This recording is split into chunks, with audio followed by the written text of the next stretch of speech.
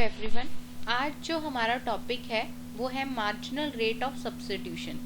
जैसे कि कल हमने पढ़ा था इंडिफरेंस कर्व के बारे में, उसकी एक अजम्पशन थी diminishing marginal rate of substitution. तो आज हम जानेंगे कि मार्जिनल रेट ऑफ सब्स्टिट्यूशन क्या है। जैसे कि हमने पिछली कुछ वीडियोस में यूटिलिटी के बारे में बात की थी, तब हमने बात की थी मार्जिनल वर्ड यूज़ होता है कि एक एक्स्ट्रा यूनिट कंज्यूम करने की वजह से मेरी सेटिस्फैक्शन लेवल में कितना परसेंट चेंज आएगा, ठीक है, कितने परसेंट एडिशन आएगा या कम आएगा, उसको बोलते हैं मार्जिनल। अब आज करेंगे मार्जिनल रेट ऑफ सब्स्टिट्यूशन होता क्या है। सी, मार्जिनल रेट ऑफ सब्स्टिट्यूशन की जब हम बात करते हैं तो मार्जिनल रेट ऑफ सब्स्टिट्यूशन क्या है कि सपोज करो जैसे हमने एक अजम्पशन ली थी इंडिफरेंस कर्व के अंदर कि यहाँ हम दो कमोडिटीज़ की बात करते हैं कि मेरे पास जो मनी है, जो पैसा है वो लिमिटेड है और मुझे वो जो पैसा है वो उन दोनों ही कमोडिटीज़ पे क्या करना है, खर्च करना है, ठीक है। अब मार्जिनल रेट ऑफ सब्स्टिट्यूशन ये कहता है कि सपोज करो अगर मेरे को दूसरी कमोडिटी इंक्रीज करनी है, जैसे सपोज करो पहले मैं क्या कर रही थी, एक एप्पल खा रही थी और 2 ऑरेंजेस खा रही थी। अब मुझे क्या करना है कि भाई मुझे एप्पल इंक्रीज करना है, ठीक है, पैसे तो मेरे पास सेम है, पैसे तो बढ़े नहीं, तो मुझे अपना ऑरेंज क्या करना पड़ेगा, सेक्रीफाइस करना पड़ेगा, क्योंकि मुझे एप्पल क्या करना है, इंक्रीज करना है, क्योंकि एप्पल मुझे एक ज़्यादा खाना है। उसी को कहते हैं मार्जिनल रेट ऑफ सब्स्टिट्यूशन। अभी जानते हैं। So the marginal rate of substitution is the proportion at which quantity of a particular commodity is sacrificed। यहाँ हम क्या कर रहे हैं, एक पर्टिकुलर कॉमोडिटी की ए यूनिट को क्या कर रहे हैं, सेक्रीफाइस कर रहे हैं in relation with the increase in the quantity of other commodity. क्योंकि एक चीज़ मुझे ज़्यादा खानी है तो दूसरी चीज़ मैं क्या करूँगी, कम खाऊंगी या उसे कम परचेज करूँगी कि पैसे मेरे पास उतने ही हैं जितने पहले थे, ठीक है। such that the utility derived from new combination is same as before, ठीक है, मगर जो यूटिलिटी है ना, जो सेटिस्फैक्शन लेवल है वो क्या रहेगी, मेरी सेम रहेगी। अगर मैं इंक्रीज भी कर रही हूँ, डिक्रीज भी कर रही हूँ, तो satisfaction level would be the same. Example लेते हैं, जैसे सपोज करो पहले मैं एक एप्पल खा रही थी, ठीक है, और क्या कर रही थी, 2 ऑरेंजेस खा रही थी। ये था पहला कॉम्बिनेशन, 1 एप्पल एंड 2 ऑरेंजेस। मैंने कहा कि मुझे एप्पल इंक्रीज करने हैं, कि अब मुझे क्या करना है कि मुझे एप्पल ज़्यादा खाने हैं।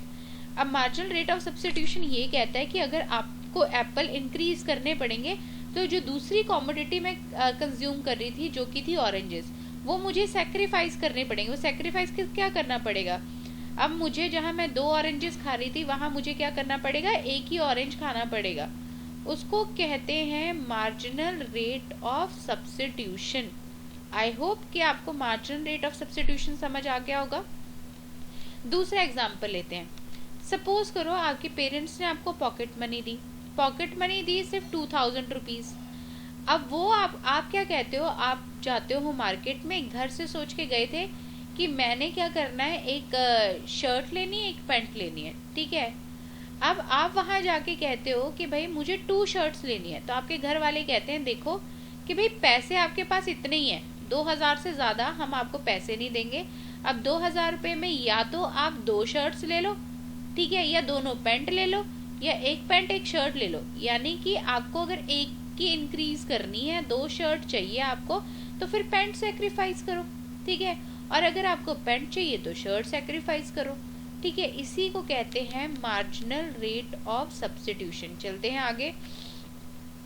So it is the slope of the indifference curve depending upon the willingness of consumer to sacrifice one commodity for another, ठीक है ना, कि एक कॉमोडिटी को हम सेक्रीफाइस करने के लिए तैयार होते हैं अगर हमें दूसरी की कंजम्पशन बढ़ानी है तो। करते हैं आगे, चलते हैं। देखो अब क्या है, हमने कहा diminishing marginal rate of substitution.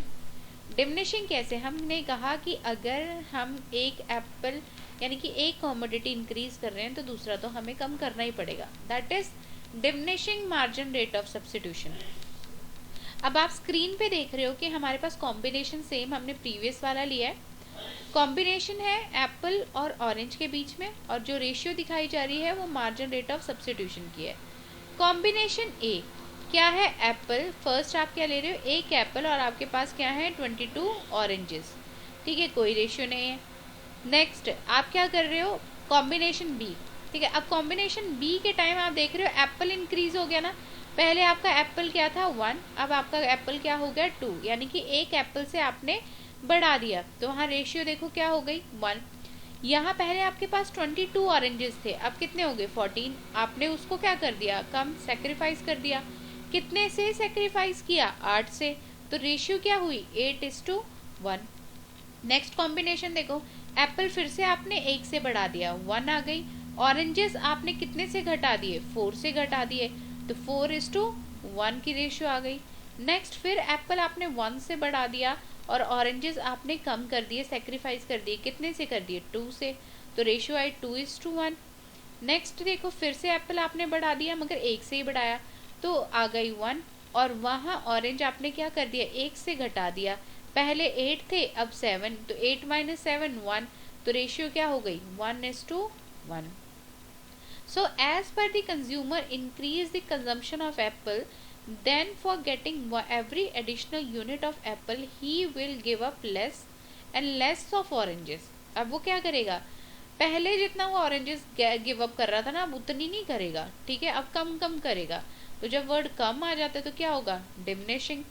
So that is 8:1। जब पहली बार उसने सेक्रीफाइस किए थे ऑरेंजेस तो भाई ज़्यादा कर दिए थे, 8 ऑरेंजेस सेक्रीफाइस किए, अगली बार 4 किए, फिर 2 किए, फिर 1 किए, तो धीरे धीरे करके उसने ऑरेंजेस सेक्रीफाइस ज़रूर किए हैं मगर कम किए हैं, ठीक है। This is the law of diminishing marginal utility. तो इसी को क्या कहते हैं कि ये लॉ है डिमिनिशिंग मार्जिनल यूटिलिटी। करते हैं आगे, देखो आप देख रहे हो कर्व, ठीक है, सेम कॉम्बिनेशन जो हमने डॉट्स हमने एक्स एक्सिस पे एप्पल्स लिए हैं, वाई एक्सिस पे ऑरेंजेस लिए हैं, ठीक है। जो कर्व है वो इंडिफरेंस कर्व है। अब आप देखो जहाँ हमने डॉटेड लाइंस ली हैं, ठीक है, पहले पॉइंट ए है फिर पॉइंट बी है, पॉइंट ए और बी में आप डिफरेंस देख रहे हो जो हमने डॉटेड लाइंस में शो की है, ठीक है। और आपकी जो वहाँ फॉर्मूला लिखा है वो क्या लिखा है, marginal rate of substitution equals to, आगे माइनस का साइन डाला और चेंज डाला है। अब माइनस का साइन इसलिए डाला है क्योंकि हम ऑरेंजेस को सेक्रीफाइस कर रहे हैं, इस वजह से माइनस का साइन आया, divided by change in Apple, ठीक है, जो कि रेशियो आप देख रहे हो कितनी आई 8:1।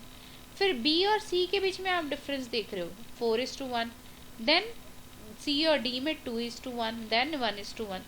तो ये था कर्व, ठीक है। सो आई होप आपको मार्जिनल रेट ऑफ सब्स्टिट्यूशन समझ आ गया हो। Thank you very much.